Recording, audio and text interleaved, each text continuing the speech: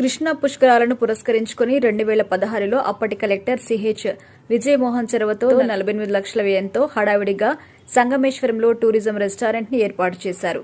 సప్త నదీ జిల్లాల్లో బోటులో విహరించేలా, సంగమేశ్వరం, శ్రీశైలానికి జలవిహారం చేసేలా పలు ప్యాకేజెస్ రూపొందించారు. అయితే పుష్కరాల సమయంలో ఉన్న ఉత్సాహం పుష్కరాలు ముగిశాక అధికారులు చూపలేదు.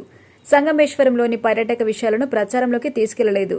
అక్కడికి వచ్చే భక్తులకు అవసరమైన సదుపాయాలు ఏవీ చేయలేదు. దీంతో టూరిజం రెస్టారెంట్ మరుగున పడింది. నిర్వహణ లోపం వల్లే ఈ పరిస్థితి దాపురించినట్టుగా స్పష్టమవుతోంది.